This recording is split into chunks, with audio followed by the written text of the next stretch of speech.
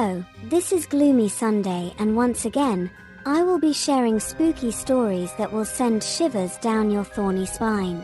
Without further ado, let's begin tonight's creepy, spooky, and sometimes outlandish array of tales. Sit back, relax, and enjoy. My sister and I were never really close. We were a bit over a year apart in age, but it always seemed like she got to experience more than me, go more places than I had the opportunity to go to. When someone looked into her bright blue eyes, they felt happiness, hope. Then when their gaze would pan over to me, they would look almost disappointed. I am mousy and plain, lacking charisma and a good sense of humor, and she was a bright star. She was the favorite, and she liked it that way. My parents would dote on her, their perfect little girl who could do no wrong, with her bright, coy little smile. Sweet Lavinia. She was always so good to me, but we never had much in common. Lavinia went missing when she was 17, one day before my 16th birthday. My parents hadn't planned anything too big for me, except a small, quiet family dinner at my favorite pizza restaurant. I didn't have many friends to invite, anyway. Nobody knows what happened to her. We all woke up one morning ready to partake in our typical Monday routine, and she was gone. The clothes that she had laid out so carefully the night before were still folded neatly over her desk chair. Her school bag was zipped up and lying beside her bedroom door. After frantically calling all of her friends, the school, the hospitals, my father called the police. They searched, called in special detectives who searched our large wooded property with trained dogs. We all got questioned for what seemed like days on end, but in the end, there was not even a single clue as to where my beautiful sister may have disappeared off to.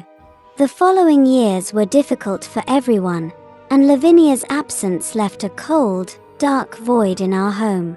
My parents became empty shells, barely talking to each other or anyone else. The only time I would see any sort of emotion conveyed on their face was when they looked at me. In their eyes, I could see distinct hatred mixed with confusion.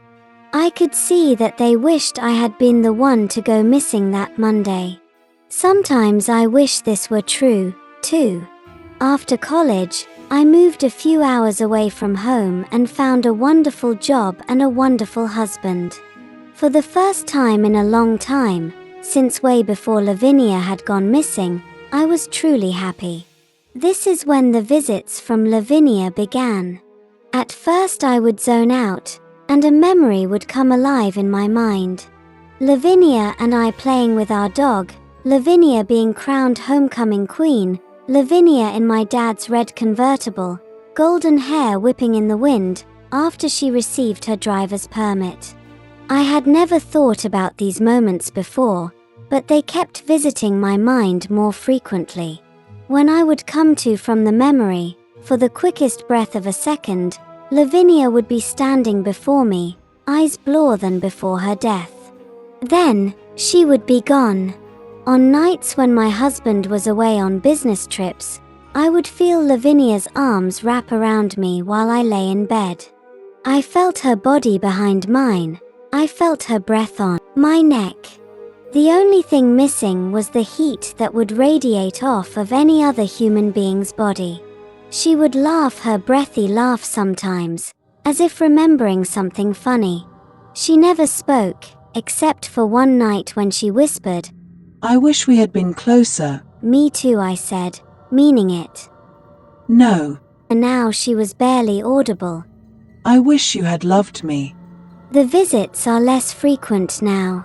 I made a promise to myself to always visit Lavinia's memorial plaque at the park near my parents' home.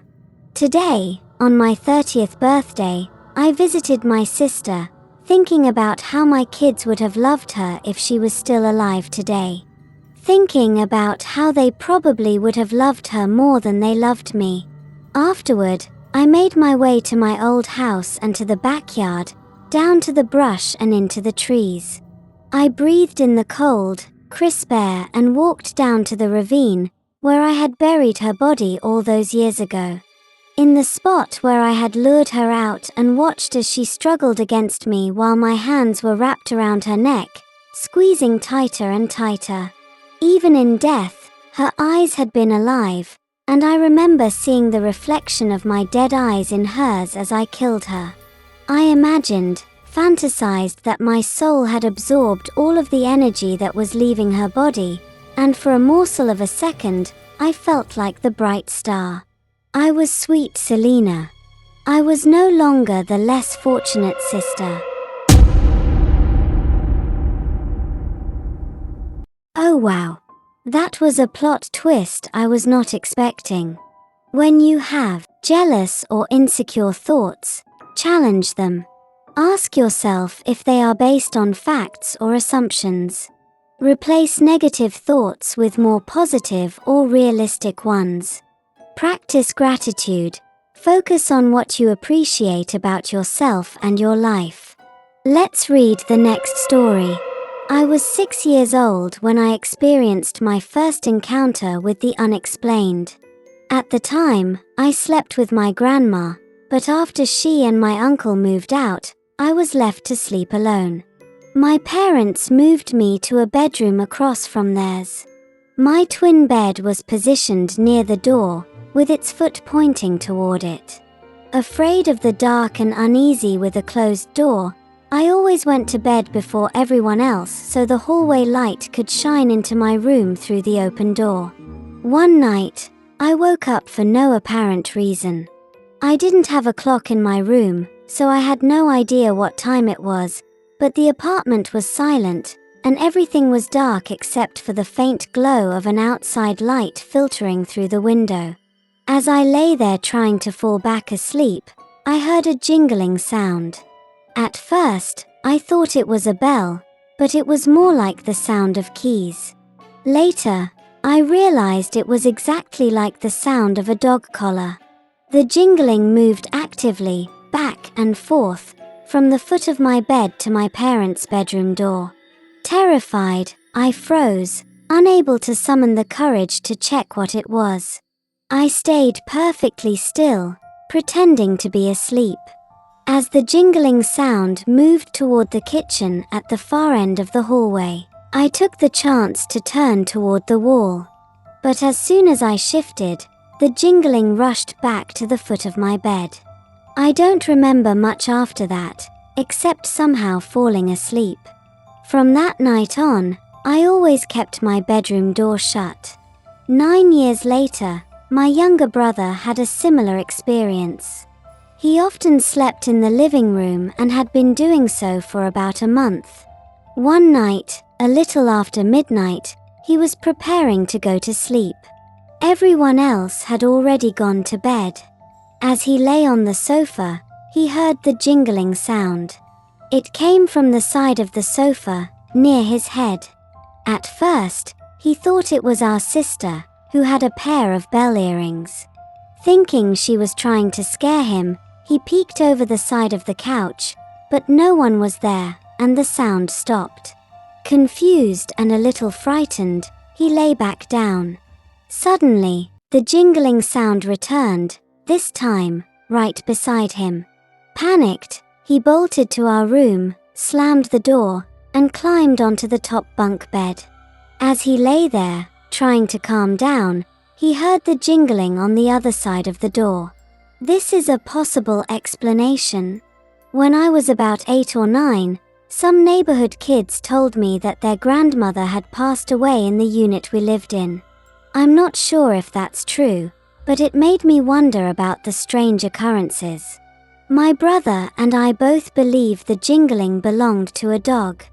The way it moved, fast and active, felt exactly like a dog running or jumping, its collar jingling as it went. To this day, the memory of that sound lingers, leaving us both with unanswered questions about what, or who, might still roam that apartment. Although it's rare, There are animal spirits who have been hurt or abused in life. These ghosts are more likely to be troublesome and frightening than the spirit of your old golden retriever. Like all troubled spirits, the best way to quell their negative energy is with understanding and acceptance. Let's do one more. Since my parents fled Singapore in 1975, my mom has not seen her sister, Maureen. Now, after 30 years apart, they'll finally reunite as we wait at the airport for Aunt Maureen's arrival from Singapore. When Auntie emerged at the end of the hallway, my mom became overwhelmed with emotion and starts weeping quietly. As they embrace, they exchange words of sadness and joy, crying together as they reconnect after so many years. While watching this reunion, I turn to my 3-year-old daughter. She seems confused by the scene but is focused on something beyond Aunt Maureen, staring intently at an empty space behind her right shoulder as if someone is standing there. Later, at home, I begin cleaning my bedroom while my wife cooks in the kitchen. Our daughter plays with her toys in the walk-in closet, while everyone else gathers in the kitchen or the family room with my mom. Occasionally, my wife steps into the bedroom, but the house is otherwise quiet. Then, I hear my daughter talking to someone. I step out of the bedroom and noticed the closet door was ajar. From the hallway, I catch a glimpse of a woman crouched close to my daughter, assuming it's my wife. But when I enter the kitchen, I see my wife there, cooking. I turn back, surprised, and see my sister-in-law cleaning the dining table, while my parents and Aunt Maureen chat in the family room. Uneasy, I quickly return to the bedroom. As I approach the closet, I can hear my daughter talking again. I open the door wide and scan the closet, but find no one inside except my daughter. I ask her who she's talking to, and she replies, "It's Grandma's sister." I carry her into the family room to ask Aunt Maureen if she was the one speaking with our daughter, but my daughter insists it was not Aunt Maureen. She says it was another sister. Eager to return to her toys, she squirms out of my arms and runs back to the bedroom. Later, after dinner, I tell my wife about the strange encounter. She asks our daughter more questions, and slowly, our daughter explains that the woman she spoke with isn't as old as Aunt Maureen but is another sister of my mom, one who arrived with Aunt Maureen at the airport. I explain to my wife what I've always known.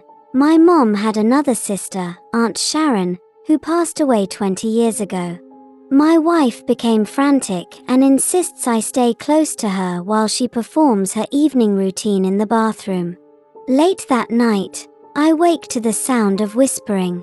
I find my daughter sitting on my wife's chest, a position she's never taken before. It feels like a dream, but when I check, I realize this is real. I pull her down to sleep between us, noticing that my wife seems to be breathing unusually slowly. Just as I'm about to shake her, she gasps for air, and her breathing returns to normal. Relieved, I lie down and hold my daughter to sleep. In the days that follow, we experience more strange occurrences.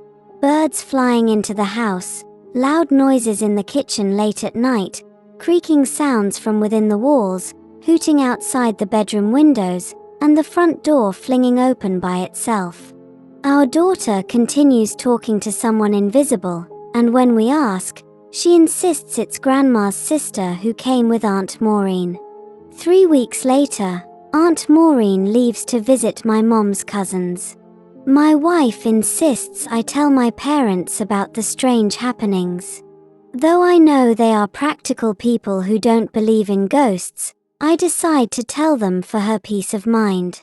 As expected, they dismiss our concerns with reason and skepticism, but they agree to call a shaman for our spiritual well-being.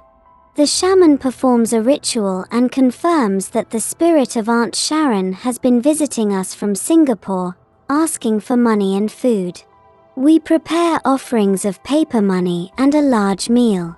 After the ritual, the shaman urges the spirit to return to where it came from and forbids it from returning. From that point on, the strange occurrences cease, and our daughter no longer speaks to invisible visitors. But if she does again, I can only hope it's an imaginary friend rather than a spirit from the past. Many people wonder if their departed loved ones visit them after death. Spiritual beliefs vary widely, but many cultures and religions hold that our connections with those who have passed continue in some form. Some believe that after death, loved ones can reach out through dreams, signs, or other subtle ways. I hope you enjoyed our spooky and strange stories. Join us next time for more. Take care and boo-bye.